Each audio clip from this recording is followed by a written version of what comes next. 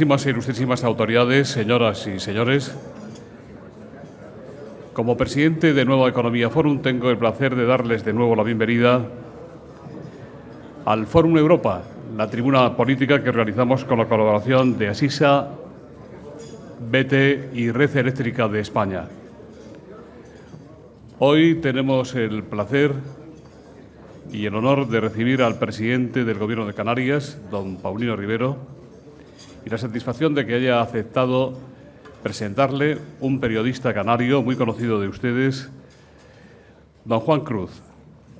La tribuna es suya.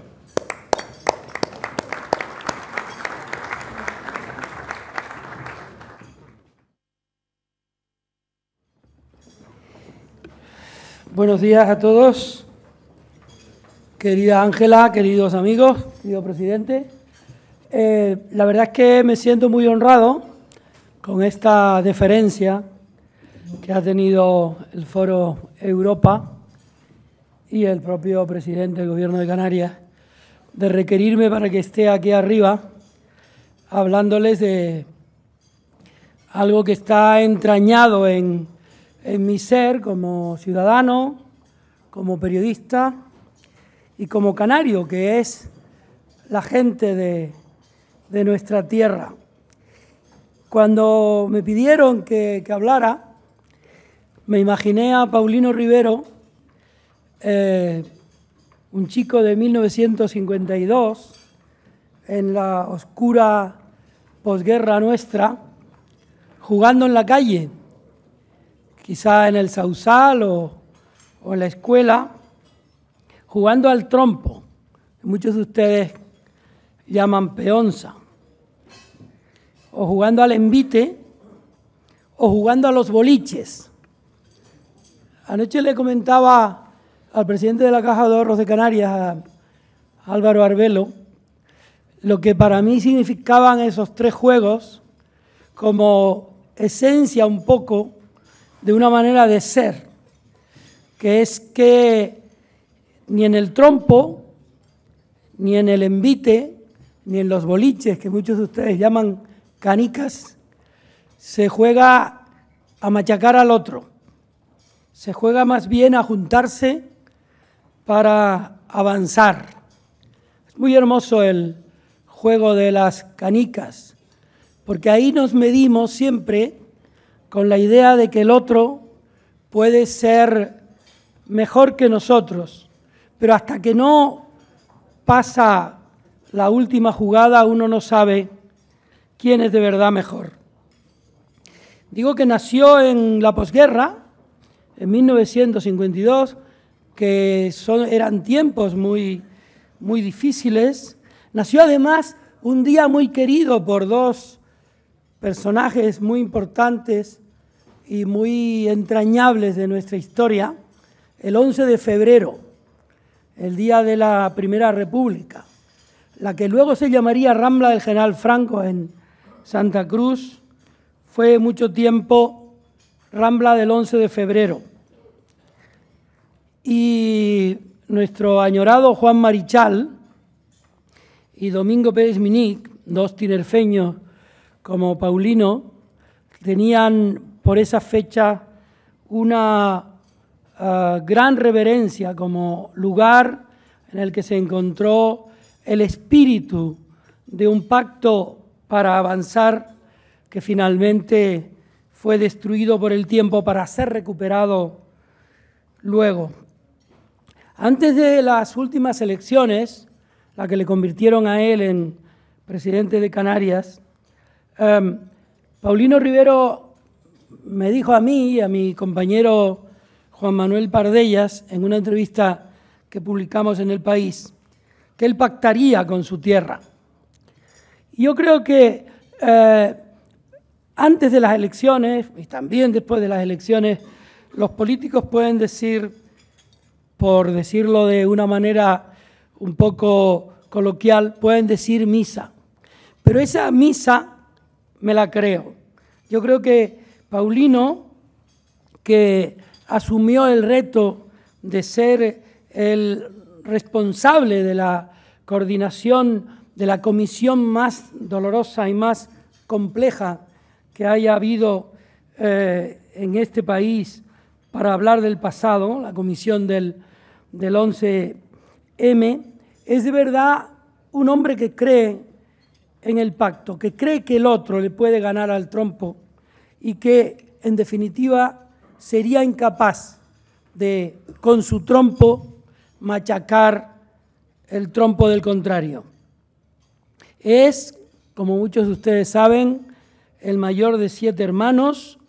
Su madre era vendedora de verduras, su padre era albañil y él, como maestro, organizaba el lugar y además daba clases de matemáticas.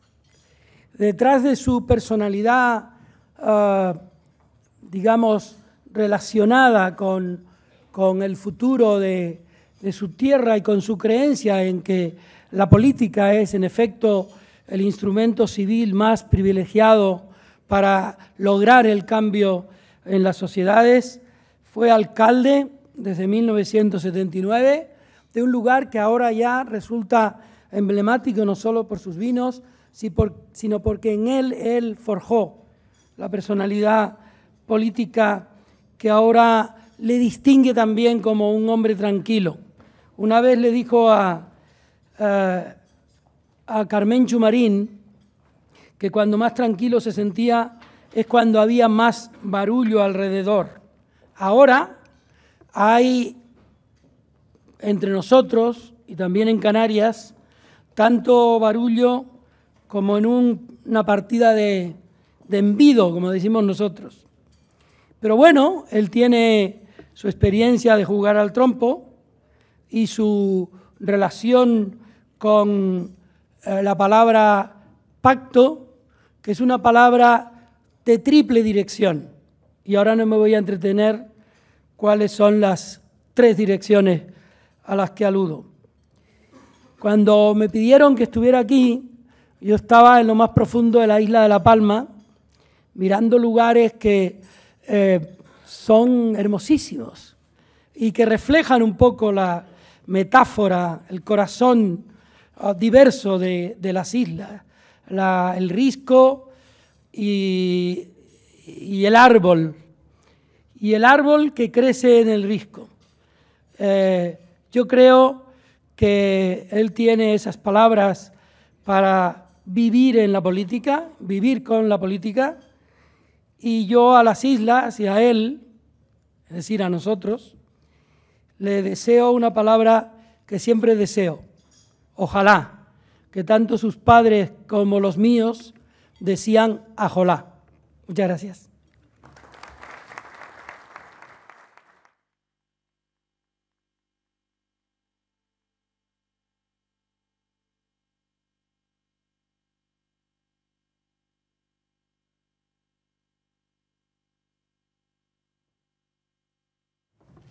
Bueno, buenos días a todos.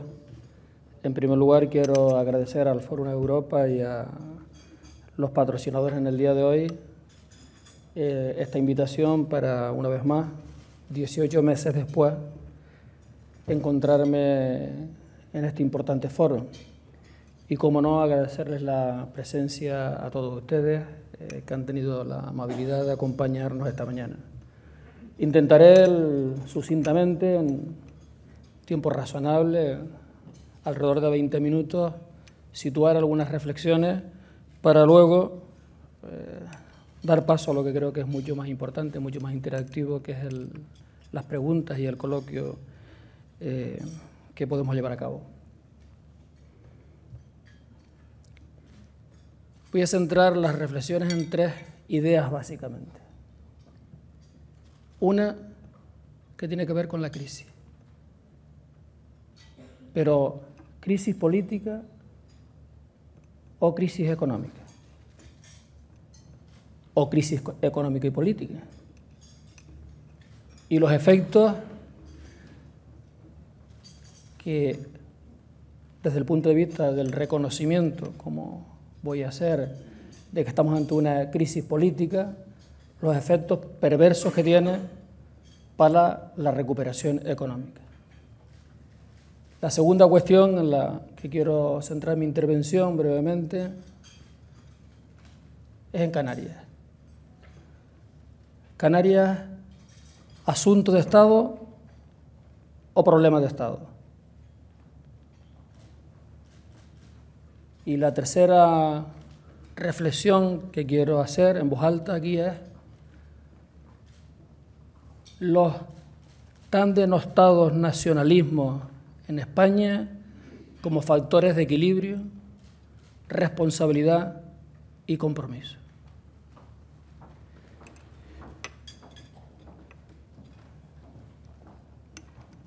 La crisis económica,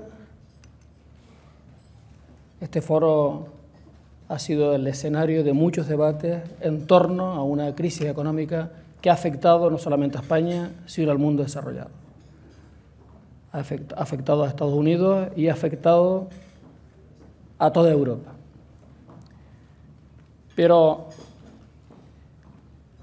en Estados Unidos,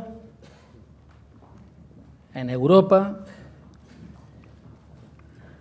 la respuesta que se le ha dado a la crisis es, en primer lugar, una respuesta de compromiso. Una respuesta de compromiso político.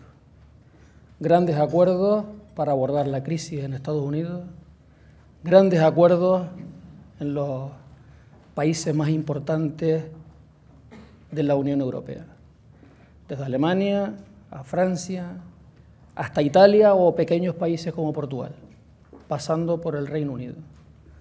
Acuerdos entre las grandes fuerzas políticas de estos países para abordar una situación que para todos es la situación más difícil y más compleja que ha vivido el mundo desarrollado después de la Segunda Guerra Mundial.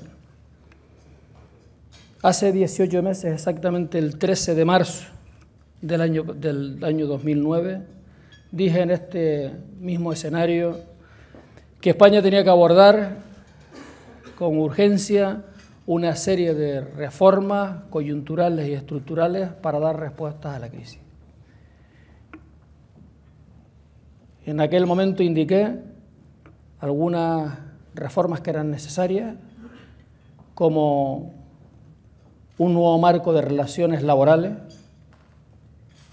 la reforma de la administración pública, que llevara aparejada un ajuste del gasto público, y la reforma del sistema financiero, entre otras. Son cuestiones que planteé el 13 de marzo del año 2009 en este mismo escenario.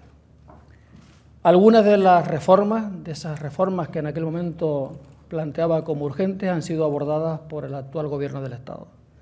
Un nuevo marco de relaciones laborales ha sido impulsado y ha llevado todo su recorrido en el Parlamento español. El ajuste del sistema financiero se ha avanzado de una forma importante.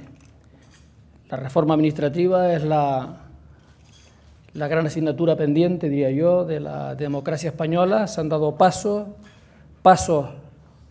más por voluntad propia, por exigencias de Bruselas, en el ajuste del gasto público, pero las medidas adoptadas, que aún son insuficientes, han quedado devaluadas, han quedado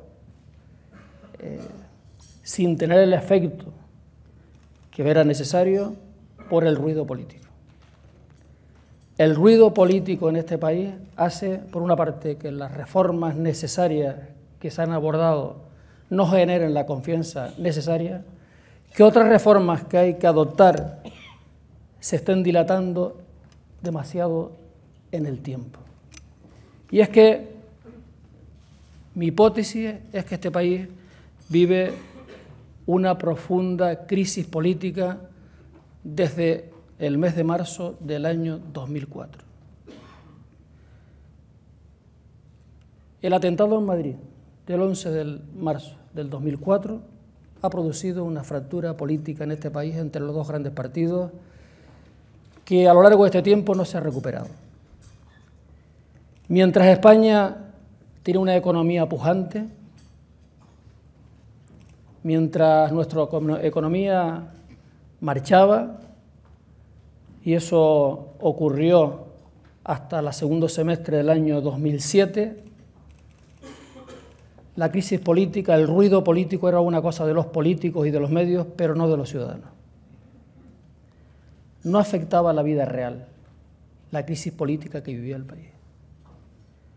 A partir de la crisis económica del segundo semestre del año 2007, donde se unen los dos elementos, crisis económica con crisis política, sí está produciendo un efecto perverso en la vida real.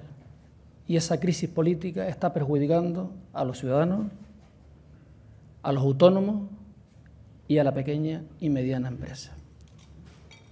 Y es que antes hablaba de los grandes acuerdos en los países más importantes, los países desarrollados. Es normal la política de grandes acuerdos. En España también. En España, desde los pactos de la Moncloa en el año 77 al Pacto por la Justicia en el 2001, la segunda parte del último gobierno de Aznar, la política de pactos fue la tónica que marcó las relaciones entre los dos grandes partidos en España. Pacto por el desarrollo autonómico, Pacto de Toledo, pacto en defensa de las libertades y contra el terrorismo, ley de partidos políticos. Encontramos una serie de compromisos entre los dos grandes partidos en el ámbito del Estado para hacerle frente, desde la óptica de los partidos de ámbito estatal, problemas que el Estado tenía que abordar. A partir del atentado del 11 de marzo en Madrid, no hay ni un solo acuerdo importante en los dos grandes partidos en España. Ni un solo acuerdo. No ha sido posible, a pesar de la crisis económica, ni un solo acuerdo entre los dos grandes partidos en España.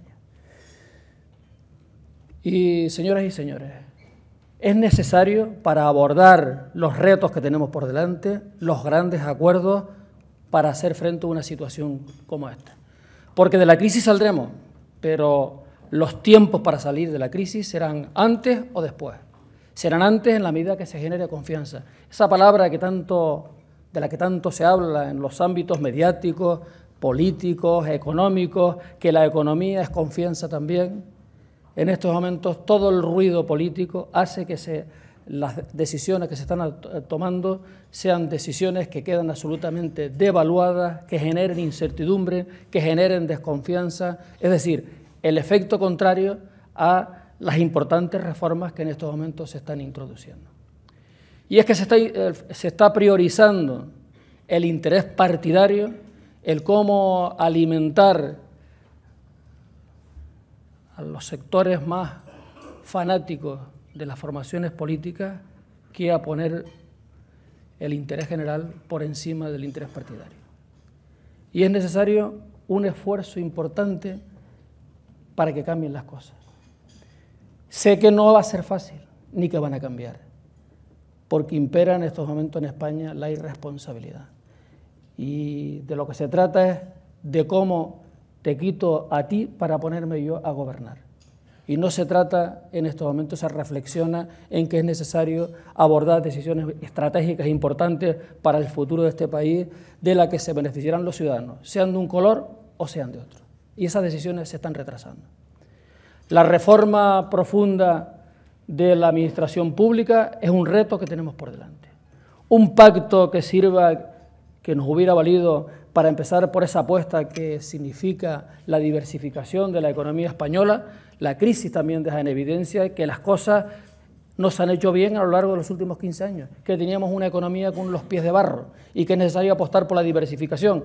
Bien, el pilar más importante para la diversificación de la economía española es mejorar el capital humano. Es un gran pacto por la educación. No hemos sido capaces de articular un pacto por la educación que le dé estabilidad al sistema, que le dé una proyección en el tiempo y que genere confianza en el Estado. No ha sido posible. No se aborda con energía en estos momentos una decisión estratégica fundamental, que es un acuerdo para darle sostenibilidad a los servicios públicos. Por ejemplo, el sistema sanitario español. No es posible. Sencillamente no es posible sostener el sistema si no se adoptan medidas estructurales de fondo. ¿Cómo van a abordar las comunidades autónomas el reto que como consecuencia del ajuste del gasto público, que como consecuencia de la caída espectacular de los ingresos, cómo se va a abordar el reto del sostenimiento de los servicios con la calidad necesaria que demanda una sociedad del siglo XXI si no se adoptan acuerdos, reformas importantes en el sistema? Lo paradójico de todo esto es que unos y otros están totalmente de acuerdo en que hay que abordarlo. Pero el uno espera por el otro para ver quién es el que da el primer paso, para no ayudarle a impulsar el acuerdo, sino todo lo contrario, para ponerlo contra las cuerdas, machacarlo y situarlo ante la ciudadanía como el culpable de que se propongan decisiones que en estos momentos son vitales, son necesarias, son fundamentales para el sostenimiento de servicios esenciales, insisto, como es el de la sanidad. Las reformas que se han adoptado, que son importantes y en las que algunos nos hemos comprometido a ellas porque son necesarias para el Estado, no están teniendo el efecto tan potente que se esperaba como consecuencia del ruido político que está instalado en estos momentos en el Estado. Hablamos, todo el mundo está de acuerdo en un nuevo marco de relaciones laborales, no hemos generado la confianza con las decisiones adoptadas precisamente porque no se ha querido trabajar, no se ha querido colaborar, no se ha podido poner sobre la mesa aportaciones alternativas a unas propuestas que mejoren el marco de relaciones laborales en España. Lo que interesa es la degradación del adversario político. Y esta forma de actuar políticamente está llevándonos a echarle gasolina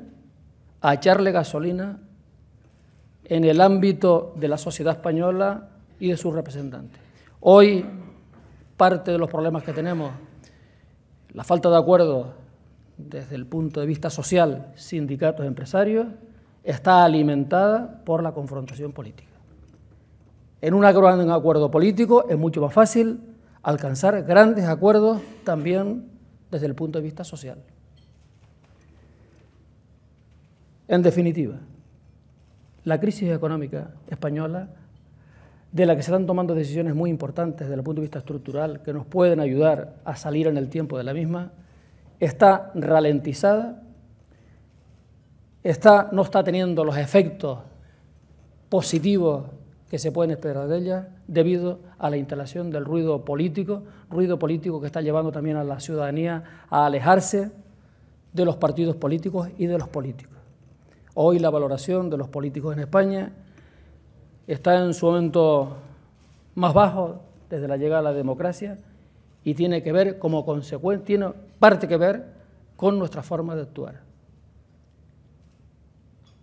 La gente no está viendo a los políticos como la solución, sino como parte del problema. Y eso merece una reflexión. Claro, el presidente de Canarias, en un foro tan importante de Madrid, habla de un asunto de Estado. Y no habla solo de Canarias. Es que el asunto de Estado afecta a Canarias. La falta de compromiso en el máximo nivel de los dos grandes partidos del Estado que permitiría salir antes de la crisis económica nos afecta a todos. Nos afecta a los que viven aquí, en el continente, y los que vivimos allá, los que vivimos lejos. Por eso nosotros apostamos por la recuperación de ese clima de diálogo y de trabajo. Decía en mi primera intervención, sintetizando mucho, Canarias, un asunto de Estado o un problema de Estado. En foros muy importantes, recientemente en Bruselas, en un foro convocado para hablar de las nuevas perspectivas para el año 2013-2020 de las regiones ultraperiféricas, y ante representantes de la Comisión Europea, del Parlamento Europeo y representantes de los Estados miembros de la Unión Europea, decía que si cualquier potencia mundial, me refería a China, me refería a Estados Unidos, tuvieran territorios como Canarias, como Guayana, como Reunión, como Guadalupe, como Martinica, como Azores, como Madeira, los mimarían. Llevarían a cabo una política decidida para garantizar el bienestar de los ciudadanos que viven en esos territorios. Y eso es así, especialmente por el papel que desde el punto de vista geoestratégico juegan estas regiones colocadas en lugares básicos, estratégicos para la seguridad en el mundo. Europa se está fraguando como un gran proyecto político, quedan pasos por dar, y estamos generando la conciencia en el seno de la Unión Europea de la necesidad de articular las medidas necesarias para tratar a estos territorios en las condiciones de desarrollo y bienestar necesarios que no genere inestabilidad social. En Guadalupe, en Martinica y en Reunión, territorios que dependen, como todo el mundo conoce, de Francia. Francia, un país que en el continente tiene una tasa de desempleo por debajo del 8%. Estas regiones tienen una tasa de desempleo por encima del 30%, lo que ha llevado a revueltas sociales en las calles. Porque ha habido miopía a la hora de abordar las necesidades que tienen estos territorios. Ahora, precisamente con la crisis, ha quedado de forma evidente y rotunda que los territorios más alejados tenemos más dificultades ante una situación como esta. Por lo tanto, he exigido en ese foro atención y mimo como presidente de las regiones ultraperiféricas a estos territorios. No significan nada desde el punto de vista de la perspectiva europea, en cuanto que entre todos sumamos 4 millones de habitantes. Si ponemos los 500 millones aproximadamente de habitantes que tiene la Unión Europea y los apenas 4 millones que representamos todas las regiones ultraperiféricas, las medidas necesarias para que esos territorios tengan el nivel de desarrollo y de bienestar necesario que genere la estabilidad necesaria para asegurar la tranquilidad, la paz y la seguridad en la zona, es absolutamente una migaja, nada. Pero hay que tener convicción y conciencia de que eso es así. Estamos avanzando en esa línea. Y de la misma manera se puede plantear el asunto en el ámbito de España. Canarias significa el 4% de la población española. Estamos en la posición que estamos. Tenemos las dificultades que tenemos. Y en todos los foros, en mis 12 años que estuve como diputado en Madrid, en todos los foros, en el papel que también me correspondió como presidente de una fuerza política, Coalición Canaria, siempre he intentado generar la conciencia, la sensibilidad y el compromiso necesario en las grandes fuerzas políticas del ámbito español y en las instituciones del Estado de la necesidad de atender los problemas singulares de Canarias. Y que los asuntos de Canarias no se pueden ni se debe frivolizar con ellos. Que Canarias debe ser un asunto de Estado, porque si los asuntos de Canarias no se tratan como asuntos de Estado, pueden convertirse en un problema de Estado.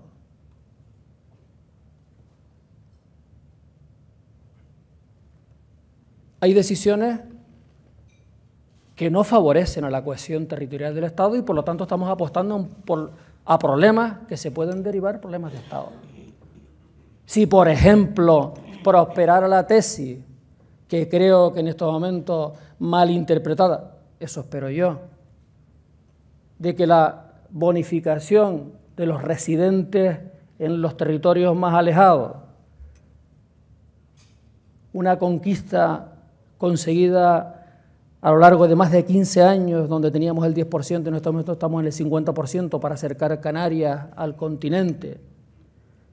Si se aplica una reducción solo a los billetes más económicos de la clase turista, que son aquellos a los que uno puede acceder 5 o 6 meses antes en un pequeño porcentaje, y se castiga al resto de los residentes canarios que vengan a Madrid o a la península con la retirada de la subvención, estamos alejando a Canarias del Estado, indudablemente. Hay cosas que razonablemente hay que abordar.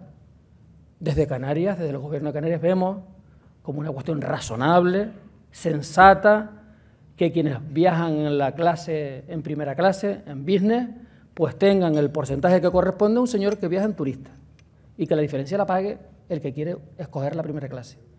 Pero dentro de la distinta gama que hay en la clase turista, pues hay que mantener una conquista histórica de Canarias, de lo que es un elemento cohesionador del Estado.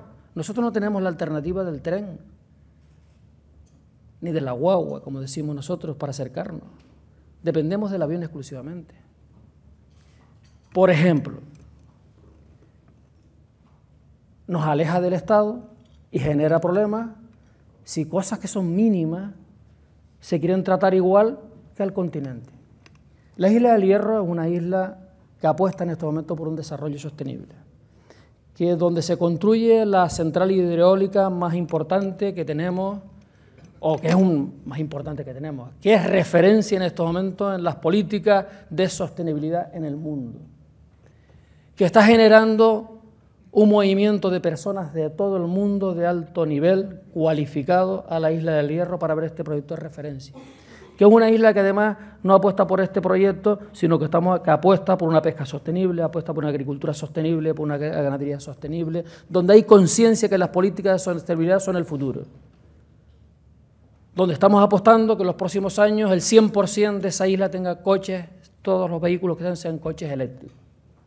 Bien, pues no se puede tratar al aeropuerto de la isla del Hierro, que es una isla donde va creciendo en pujanza y es una referencia, no se puede tratar igual que a un aeropuerto decadente, con poco tráfico, de territorio continental, que tiene alternativas a través de la carretera o del ferrocarril para acercarse.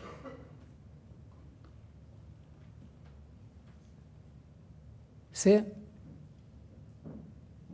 que en las cabezas de ustedes, pensando en los temas macroeconómicos y la gran economía, estas cosas tan nimias y tan pequeñitas pudieran no interesar. Pero es que el mundo y las cosas están hechas de pequeñas cosas, de pequeños detalles. A veces son más importantes que las grandes cosas. Porque si no se atienden las pequeñas cosas son las que entienden todo el mundo, los ciudadanos de a pie. Y esas son las que tienen efecto gasolina, produce un efecto gasolina. Cuando no atendemos las pequeñas cosas, las que atienden todo el mundo. Las grandes cosas que están solo en las grandes capacidades intelectuales para entenderlas, pero no que las entiende la gente, bueno, no son problemas. Pero en Canarias además estamos trabajando en esta crisis económica por una apuesta por la diversificación económica. Hemos puesto en marcha determinadas medidas a las que luego en el coloquio, si surge, me referiré. Las medidas, los frutos tienen que ser a medio y largo plazo, como toda política que apueste por abrir el marco de los sectores económicos. Firmamos afortunadamente un acuerdo por la economía y el empleo en junio del año 2009, con la participación de sindicatos y empresarios. Se sumaron los ayuntamientos y los cabildos. Espero este viernes tengo una reunión con el responsable del Partido Socialista en Canarias, José Miguel Pérez, el nuevo secretario general, donde se ha abierto también una línea de diálogo muy interesante, constructiva. Espero que podamos fraguar acuerdos que permiten la incorporación del Partido Socialista Canario al el acuerdo por la economía y el empleo, y espero que para las modificaciones necesarias para algunos instrumentos potentes que tiene Canarias que ayuden a esa diversificación económica, como es el régimen económico fiscal. El ministro no se marcha porque haya dicho lo que yo he dicho, ¿eh? No tenga miedo. El ministro se marcha porque tiene preguntas en el Parlamento que tiene que contestar ahora y una interpelación, y ya me había anunciado que se marchaba, pero no piense que se marcha por eso. Él decía que para lo que es la modificación del régimen económico fiscal también esperamos contar con la colaboración del Partido Socialista Canario, y espero que la reunión que tenemos el viernes pues camine en la línea de lo que estoy proponiendo. Si para el ámbito del Estado, el ámbito de España, hablo de la tercera vía, que es la del diálogo, la del compromiso, la de los acuerdos, pues esa misma línea de trabajo es la que queremos que se aplique en Canarias. A corto plazo estamos intentando impulsar aquellas medidas que son las únicas que nos pueden ayudar en estos momentos a absorber mano de obra desde el punto de vista de masa, que es el turismo. Para absorber mano de obra de una forma importante en Canarias necesitamos reactivar el turismo. Los datos que de los últimos meses son esperanzadores, estamos creciendo de una forma importante con respecto al año anterior y tenemos por delante un objetivo claro que es atraer a Canarias 1 millón de turistas más el próximo año de mercados emergentes, nuevos mercados. Luego, si surge en el coloquio, les explicaré el cómo pretendemos llevar 1 millón de turistas más, que significan la inyección de 1.500 millones de euros a la economía canaria, que significa unos ingresos, incrementar los ingresos derivados del IGIC en torno a 50 millones de euros, o que significa crear entre 25 y 30.000 puestos de trabajo. Luego podremos hablar de este asunto, ¿no? Y como tercer tema, para no pasarme del tiempo que me había fijado, quería hacer una reflexión sobre los denostados para algunos nacionalismos criminalizados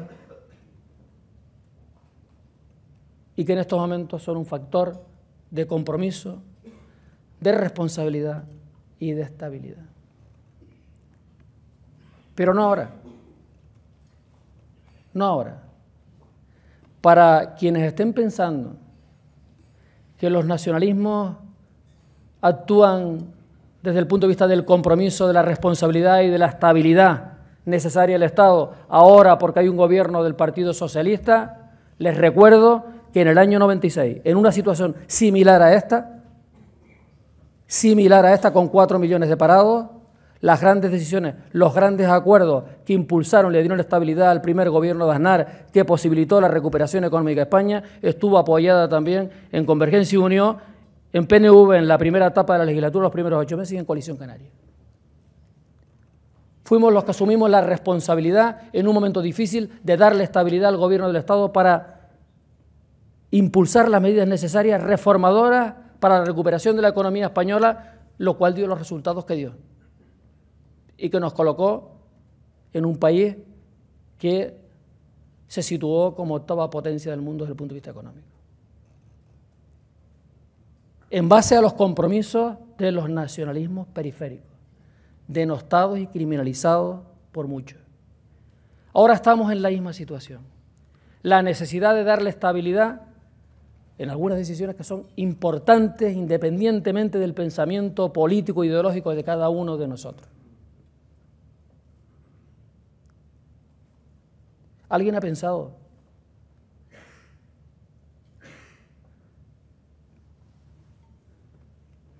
quitado todo interés ideológico?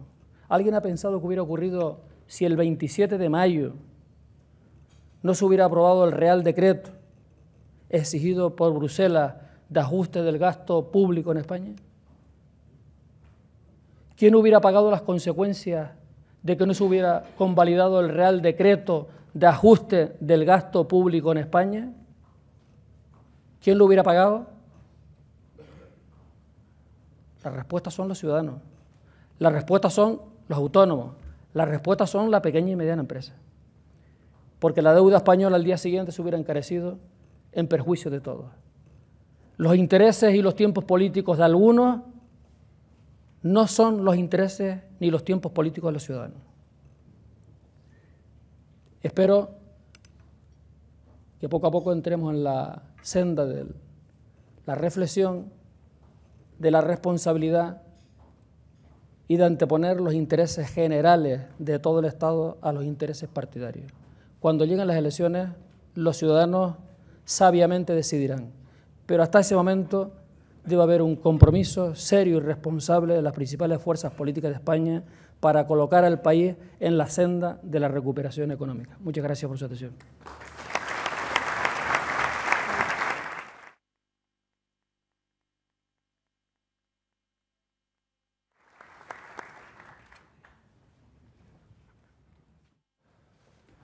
Muy bien, pues vamos a abrir ya el coloquio. Y la primera cuestión, presidente, hace referencia a un aspecto de la huelga de la próxima semana, del día 29. Esta mañana continúa en el Ministerio de Fomento las negociaciones para fijar los servicios mínimos en el transporte y hasta ahora no se ha especificado nada con respecto a Canarias en cuanto a los vuelos de esa jornada se refiere. Y la cuestión es si corre Canarias peligro de quedarse aislada por vía aérea si no se especifican medidas concretas para esa jornada. A los canarios hay cosas que a veces no entendemos. Será por la distancia, pero nos cuesta entenderlo. Nos cuesta entender que los sindicatos más importantes de España impulsen medidas en contra de la economía canaria, en contra de los trabajadores canarios, en contra de los intereses de Canarias. Si el Ministerio de Fomento accediera a la propuesta de los sindicatos de que Canarias esté unida con el continente con un solo vuelo el día 29, le está haciendo un daño irreparable, primero a los trabajadores, porque hacerle un daño a la economía canaria es hacerle un daño también a los trabajadores canarios. Nosotros hemos planteado al Ministerio de Fomento que los servicios mínimos con Canarias son el 100% de los vuelos. De Canarias con el exterior y de Canarias para conectarse interiormente. No tenemos alternativa, ni siquiera podemos ir caminando. Por lo tanto, creo que vamos a ser, en la parte que nos corresponde, desde luego exigentes en este aspecto. Canarias necesita estar conectada al 100% con el continente. Nuestra economía depende exclusivamente de nuestras conexiones exteriores y nuestra cohesión interna depende de las comunicaciones interiores entre las islas. Y donde no hay alternativa, no se puede aplicar criterios que pueden servir para el territorio continuo, pero que no nos sirven para el archipiélago. ¿Qué opinión tiene, presidente, de la huelga del día 29? Pues quedaría yo muy bien diciendo lo que se dice para que no comprometerse uno políticamente, ¿no? Que es un derecho constitucional que las asiste y que hay que respetarlo, ¿no? ¿Cómo está siendo Pero, sí, perdón. Si me permite, dije que la falta de acuerdo político entre los dos grandes partidos en España es gasolina que alimenta la confrontación social. Si las medidas responsables que son necesarias adoptar en España estuvieran precedidas de un compromiso político de los grandes partidos, seguramente estaríamos atenuando, disminuyendo la posibilidad de conflictividad social. Sí. Volviendo a la cuestión anterior, me aportan un dato, y es que el ministro Blanco, que ya no está presente en esta sala, parece que le ha dicho a la diputada Ana Oramas, de su partido, que imponer unos servicios mínimos del 100% iría en contra de la ley, con respecto a los aviones del 29. Yo creo que las leyes hay que adaptar a las necesidades de los ciudadanos. Habrá que cambiar la ley entonces, pero las leyes deben de responder a las necesidades objetivas que tienen las sociedades para poderlas abordar. En situaciones de esta naturaleza ya han habido el 100% de los servicios mínimos con Canarias.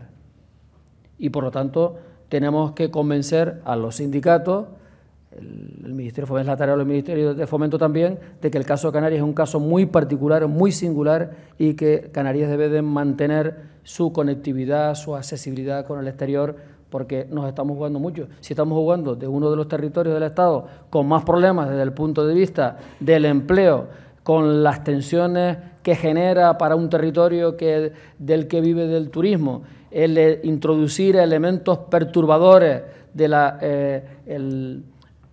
para que los turistas, para que quien ha comprado un billete, para quien tiene reservado sus vacaciones vaya a Canarias, lo que le estamos generando son problemas, por lo que estamos es alejándolo.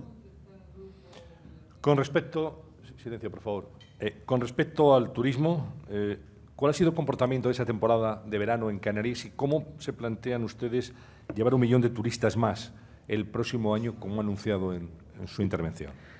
Bueno, afortunadamente las expectativas turísticas están siendo positivas, nos está ayudando a mejorar a frenar la caída del empleo en Canarias, no solamente a frenar la caída del empleo, sino que en los últimos 5 meses la tendencia en Canarias es una tendencia positiva desde el punto de vista de ir paulatinamente disminuyendo el número de personas desempleadas, en torno a 1.500, 2.000 cada mes. La tendencia es positiva. A ello está contribuyendo el turismo, la recuperación del turismo, que en estos momentos está el turismo extranjero en un 15% más la periodo de verano que el año anterior. La reserva de slot para la temporada de invierno por parte de las compañías aéreas está en estos momentos por encima del 15%, para la temporada que comienza en octubre hasta abril.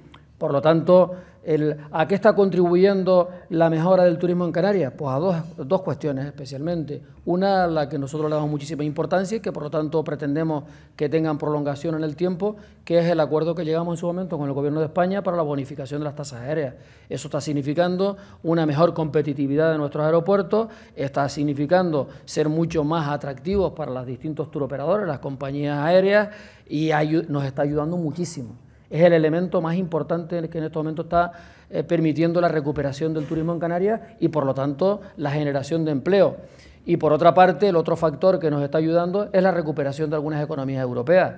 El que los datos de Alemania sean positivos es muy importante para nosotros. El que las cosas empiecen a enderezarse en el Reino Unido, en Holanda, en los países nórdicos, a nosotros eso nos viene muy bien, nos está ayudando mucho. El objetivo de 1 millón de turistas más, 1 millón al margen de la tendencia de crecimiento, digamos que de los destinos tradicionales de Canarias. 1 millón de nuevos turistas captados de países emergentes, entiéndase Polonia, Rusia, Bulgaria, Rumanía, pero también de países que en estos momentos te ofrecen unas grandes posibilidades y que el número de turistas que van a Canarias no es significativo, como es Francia o como es Italia, o por ejemplo del Reino Unido, de Alemania o de Holanda, pero de destinos, de aeropuertos que en estos momentos no hayan vuelos con Canarias. Pretendemos establecer que pueda haber vuelos que cubran lugares que hasta ahora no hay tráficos directos con Canarias y trabajar los mercados emergentes. Es muy importante para nosotros desde el punto de vista del empleo. Esto significa generar eso, entre 25 y 30.000 puestos de trabajo, los derivados de la llegada de un millón de turistas más a Canarias. Los elementos fundamentales para conseguir ese objetivo tienen que ver las tasas, clave para este asunto. Esperamos de la sensibilidad del Ministerio de Fomento, del Gobierno de España. Estamos hablando, estamos dialogando y espero que pueda haber acuerdo en ese sentido y ya veremos si es necesario poner algún elemento complementario para hacer atractivo este objetivo a los turoperadores. Hablaba que para la economía canaria 1 millón de turistas, calculando que el precio medio de cama, por lo bajo, sea de 30 euros día, 30 euros por pernotación, estamos hablando que eso genera además unos beneficios a la economía canaria derivados del IGIC en torno a entre 47 y 50 millones de euros. Por lo tanto, estamos pensando, en fin, de cómo poder jugar esa base para complementar con algún incentivo para poder hacer posible ese objetivo.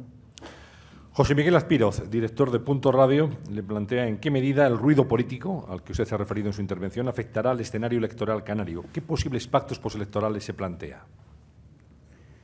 Pues bueno, eso es muy difícil, ¿no? Canarias está claro que hay 3 grandes partidos en estos momentos en el escenario político canario, que es lo presumible, que después de las próximas elecciones del mes de mayo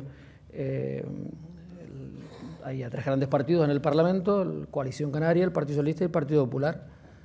Y los acuerdos, es necesario acuerdos entre 2 de esas 3 formaciones políticas y desde luego desde la perspectiva del partido al que yo pertenezco, de Coalición Canaria no descarta ningún tipo de acuerdos con nadie. Coalición Canaria siempre estará en disposición de dialogar, de hablar, de buscar los acuerdos que sean mejor a los intereses de Canarias. Bueno, varias preguntas relacionadas con el mismo asunto. José Manuel González Huesa, de Servimedia, le dice: ¿han comenzado ya las negociaciones de los presupuestos con el PSOE?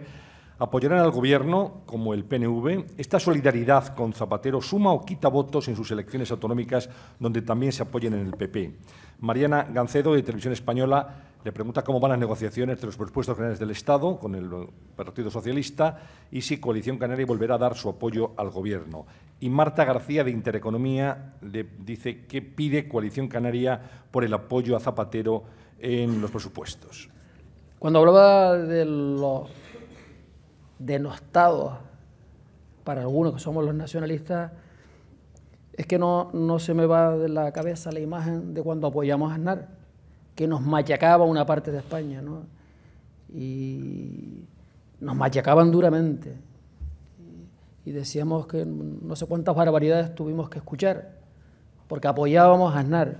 Pues ahora hay otra parte que nos machaca con igual de intensidad por apoyar a Zapatero. Y pocos son los que reflexionan y se dan cuenta del compromiso que adquieren las fuerzas políticas nacionalistas.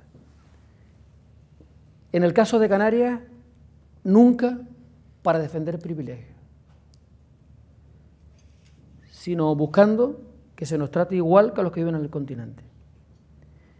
Y hay partidos nacionalistas en España que han jugado un papel muy importante en toda esta etapa democrática, muy importante. Antes hablaba del ajuste económico necesario impuesto por Bruselas. No es un plato de buen gusto para nadie, pero es un ejercicio de responsabilidad de todos. Es que este es un asunto de que la historia nos permitirá verlo con la perspectiva del tiempo para ver el cómo los dos grandes partidos de España, o en este caso el principal partido de la oposición, no se compromete en un asunto que no es un asunto ideológico. Miren, señores, la política necesaria para la recuperación económica de Europa no tiene diferencias desde el punto de vista ideológico. Las políticas necesarias para abordar los retos de la recuperación económica están aprobadas en el G8 y en el G20. Son las mismas políticas que impulsan los países con gobiernos conservadores o los gobiernos progresistas, exactamente las mismas. Son las políticas que están llevando a acuerdo en los países gobernados por los conservadores con el apoyo de los progresistas y al contrario, porque son el ABC en estos momentos de económico para abordar la salida de la crisis. En España ese compromiso no lo hubo, pero sí nos comprometimos otras fuerzas políticas en aquel momento decisivo para abordar este reto. Con el nuevo marco de relaciones laborales, no hay ni una sola persona que yo conozca que esté medianamente metida en el mundo del mercado del trabajo, empresarios de más o menos envergadura, autónomos, no hay una sola que no esté de acuerdo que había que mejorar el mercado de relaciones laborales en España, que había que buscar mecanismos que posibilitaran la contratación de trabajadores en España o que ayudaran a mantener los empleos, mecanismos que ayudaran a llevar a cabo que la negociación colectiva no vinculara al ámbito de la empresa, sino se flexibilizara para que en el ámbito de la empresa trabajadores y patronal se pudieran llegar a acuerdos razonables, a que se impulsara el contrato a tiempo parcial, a no sé cuántas cosas que se contemplan en los nuevos mercados de relaciones laborales aprobados en España. Es verdad que alguna cosa puede haber diferencias, pues apliquémonos para ver cómo nos ponemos de acuerdo. Salvamos la situación de nuevo las fuerzas políticas nacionalistas. Los presupuestos, nosotros vamos a tener siempre la misma voluntad que hemos tenido siempre, la voluntad de acuerdo. La voluntad de acuerdo por dos razones fundamentales. Primero, como presidente de Canarias, permíteme que anteponga los intereses de Canarias. Primero por Canarias. A Canarias apuesta por acuerdos con el Estado. Creo que eso es bueno para Canarias y para el Estado. En la misma línea argumental que decía si Canarias es un asunto de Estado o un problema de Estado, ayuda a que sea un asunto de Estado llegar a acuerdos con el Estado.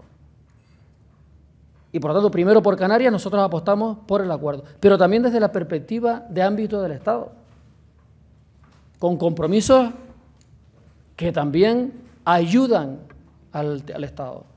Nuestra posición es clara desde el punto de vista de la apuesta por el entendimiento y ahora la pelota está en la parte del Gobierno de España. Está en la parte del Gobierno de España. Creo que lo que hemos demostrado a lo largo de muchos años, desde el año 94 que Coalición Canaria tiene presencia en Madrid, es que somos una fuerza política responsable. y que no planteamos utopías, y que no planteamos privilegios, que planteamos cosas que son razonables. Y las posibilidades económicas son las que son y nosotros somos razonables. De la misma manera que queremos que sean razonables, que entiendan que Canarias tiene que mejorar su autogobierno, que es importante que Canarias mejore su autogobierno, es importante que entiendan que es necesario actualizar nuestro régimen económico fiscal canario en algunas medidas que pueden ayudarnos a aliviar la situación desde el punto de vista del empleo, tanto desde el punto de vista de la coyuntura como en el largo recorrido, y que hay asuntos que son necesarios abordar, que están empantanados hace mucho tiempo y que son asuntos que en estos momentos todavía no llegan a comprender que las aguas entre las islas no pueden ser aguas internacionales, que tienen que ser aguas españolas y por tanto aguas canarias. Estamos hablando. Espero que de la conclusión del diálogo sea positiva creo que eso es bueno para el conjunto del Estado y bueno para el Canarias. Sí. Patricia Crespo de EFE insistía en esto y decía en qué punto se encuentran estas negociaciones a día de hoy, si están cerca o todavía en posturas alejadas. Pues a día de hoy, si nos dicen sí, pues será muy positivo, y si nos dicen no, pues estaremos en punto cero, ¿no? Yo creo que ahora estamos en ese impasse de horas.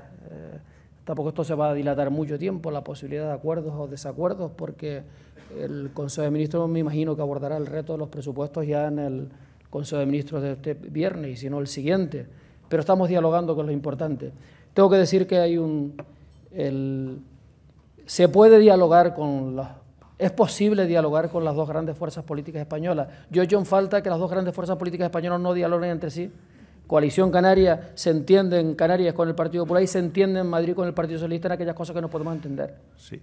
Y es posible.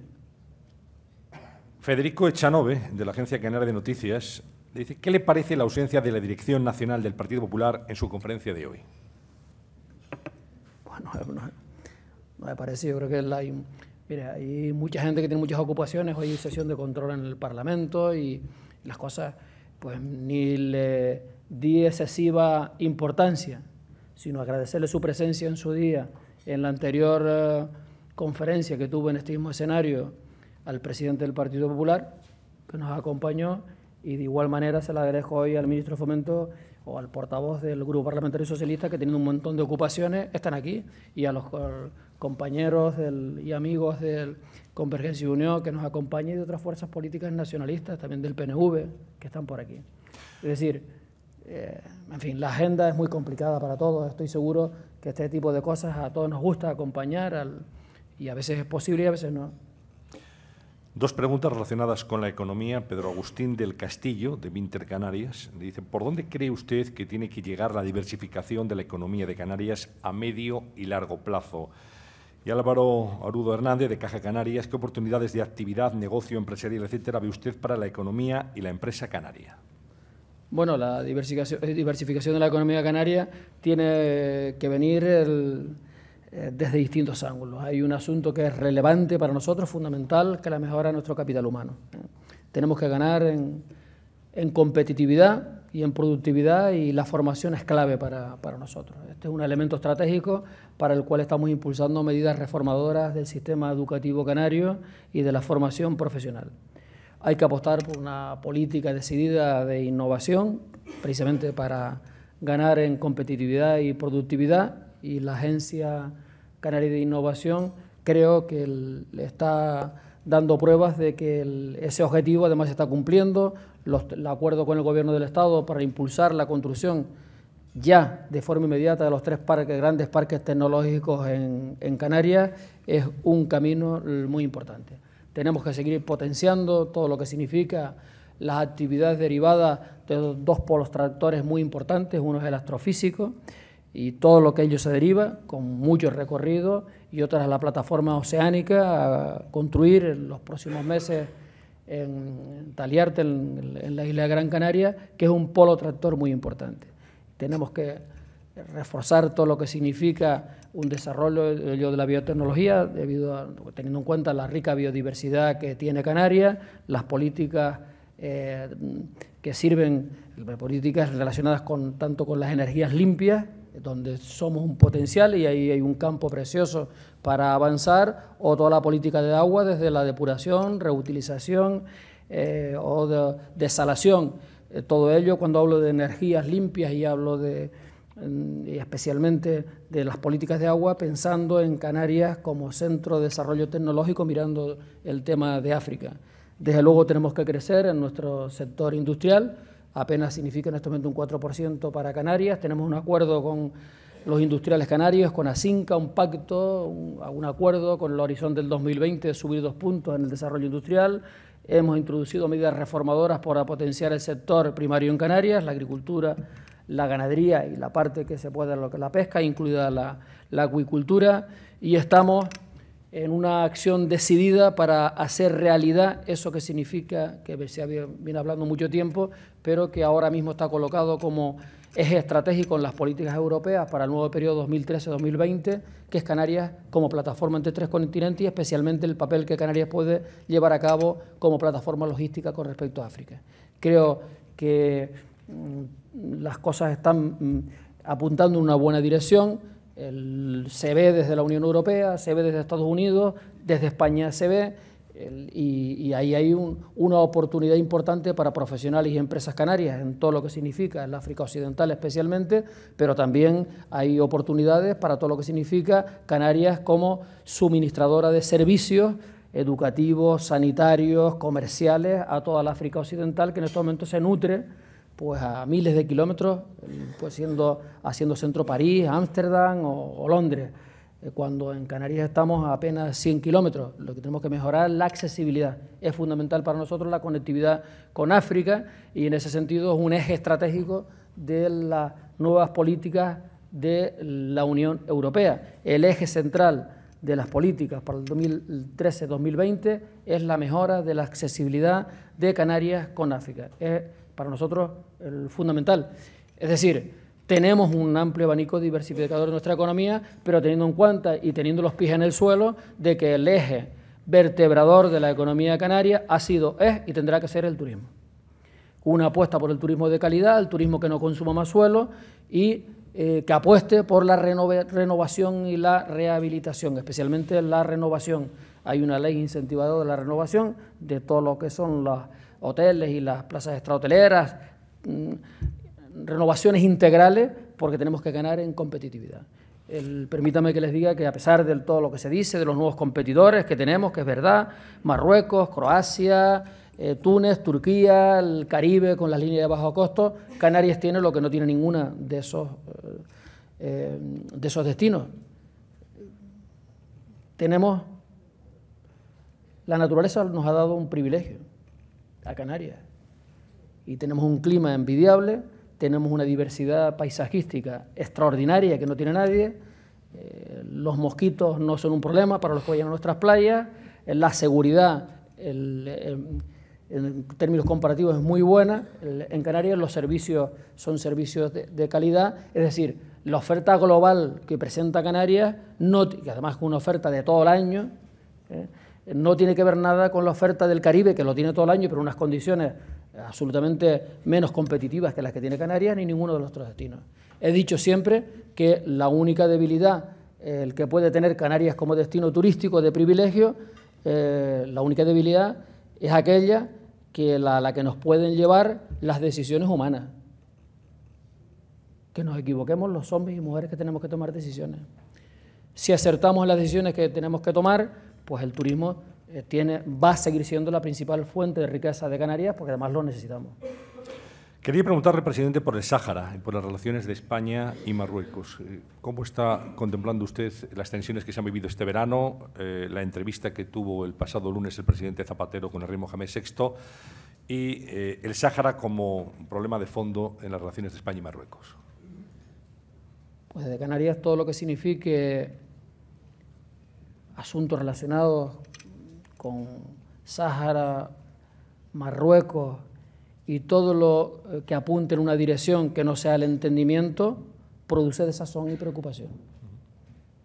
Por eso cualquier situación conflictiva entre las relaciones de Marruecos y el Polisario no es nada tranquilizador para Canarias.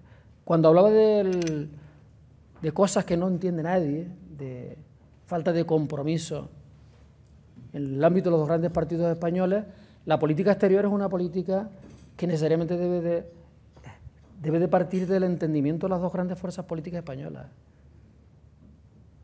Las últimas diferencias que se han producido en torno a la situación de Ceuta y Melilla y la presencia de un expresidente del gobierno español en una línea diferente a la política marcada por el gobierno del Estado, pues parece que es la devolución de la moneda de la que en su día se produjo al revés en el año 2002-2003 como consecuencia de una visita del entonces secretario general del PSOE en contra de la línea marcada por el gobierno, pero eso no es nada positivo.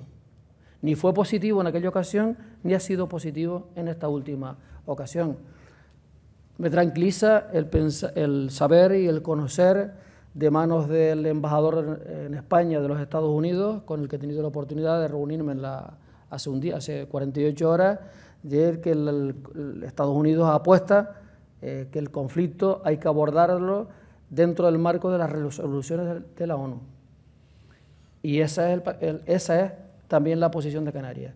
El asunto del Sáhara hay que abordarlo dentro de los acuerdos que se produzcan en Naciones Unidas. Entramos ya en el final de este desayuno. Pide la voz y la palabra y el micrófono Carlos E. Rodríguez, de Diario de Avisos. Muchas gracias.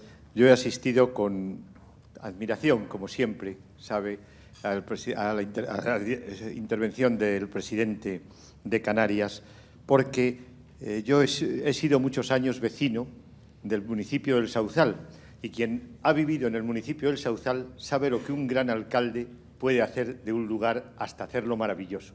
Y debo decir que no hay nadie en el Sauzal que no reconozca que don Paulino Rivero ha sido el mejor alcalde que ha tenido un municipio en todo el archipiélago. Ahora está demostrando, además, desde hace ya tiempo, desde la famosa comisión, que es también un gran político, no solo en el ámbito canario, sino en el ámbito estatal.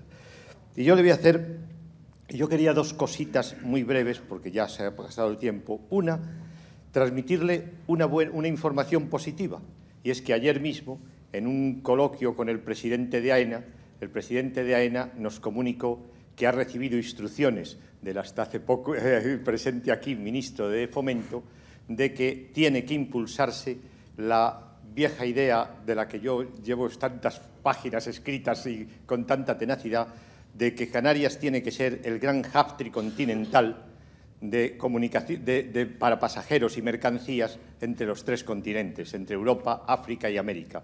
Tiene Canarias una red de aeropuertos extraordinaria, una magnífica red de puertos, y Canarias no es una carga para España, Canarias es una gran oportunidad para España económicamente. Bueno, eso, el que ya el ministro haya decidido ir adelante, es una buena noticia. Y luego le quería preguntar algo, en cambio, menos cómodo. Por mi profesión como periodista, yo sigo atentamente todo lo que se publica en Canarias y se escribe en Canarias. ¿Es suficientemente sólido y leal el actual pacto con el Partido Popular? Por parte de Coalición Canaria no dudo que es sólido y leal.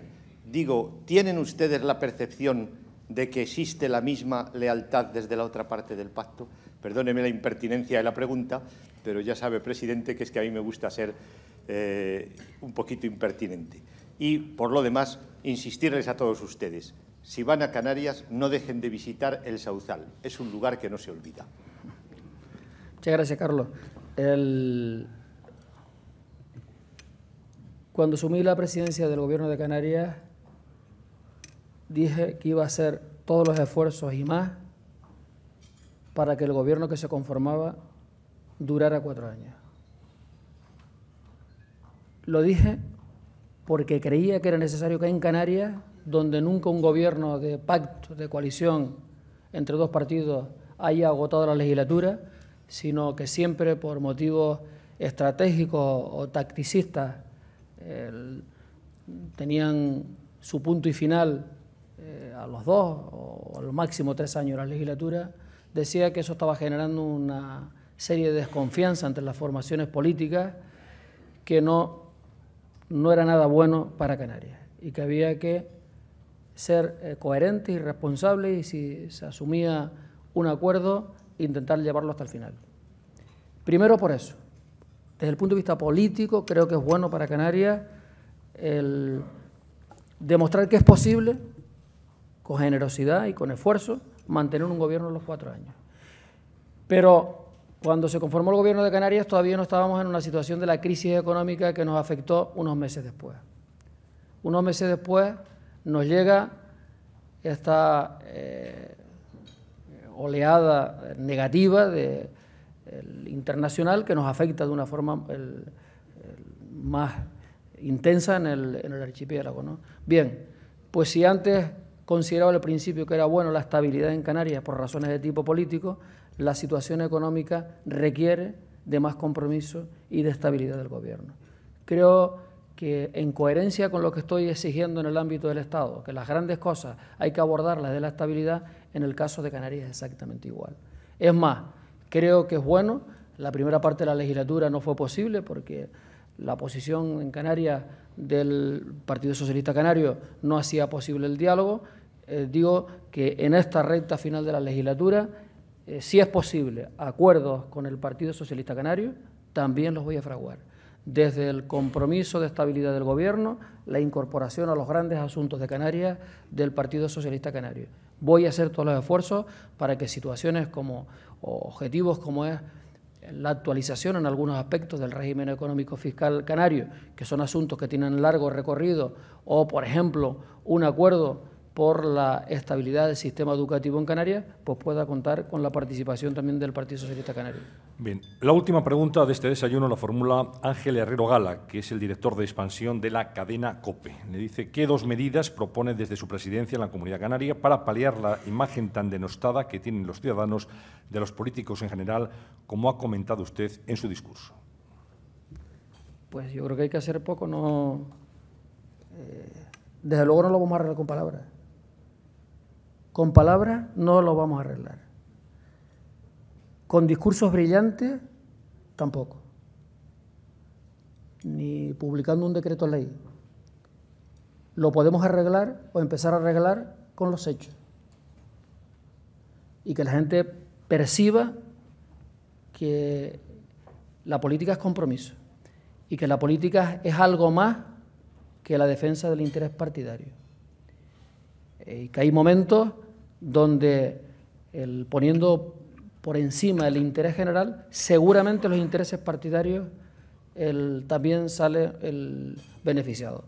Pero estamos en un momento, sinceramente, donde creo que cada una de las 2 grandes fuerzas políticas españolas intenta afianzar el electorado que tiene, el tradicional, el de siempre,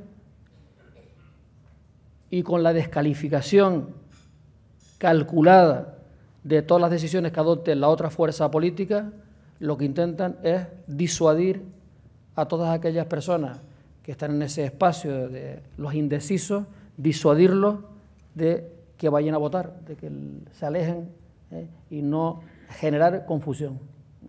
Alimentar las tesis de los más radicales de uno y otro lado, los de cada uno, pero ahuyentando ese espacio, yo creo que torpemente, ahuyentando el espacio de esa franja que son las que han otorgado mayorías estables en España a quien con su política ha sabido conquistarlo. Eso que se llama, yo en lugar de los indecisos diría aquellos que no están alineados previamente con ninguna de las 2 fuerzas políticas, sino aquellos que lo que quieren es que las cosas caminen, que caminen razonablemente bien y que se les resuelvan sus problemas.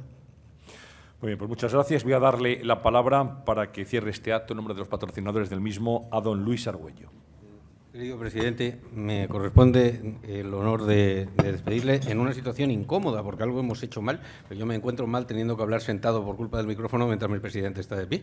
Pero bueno, dicho esto y con mis disculpas, le quiero agradecer las palabras, su atención a lo grande y a lo pequeño, que a veces se nos olvida y que usted ha destacado que efectivamente es lo que normalmente notan los ciudadanos. Estaba yo pensando, dice, a fin de cuentas, los ciudadanos les pagamos un sueldo a los políticos y les tratamos de excelentísimo y estas cosas para que nos hagan la vida más fácil y no más difícil, y a eso se ha referido usted expresamente. Y nada más que desearle muchos éxitos en su gestión y en esas negociaciones, porque en lo que uno pueda rogarse la representación de la muy numerosa colonia canaria que vive en esta capital del reino, pues queremos seguir presumiendo, como hasta ahora, que como en el paso doble, Canarias son orgullo de España. Muchas gracias.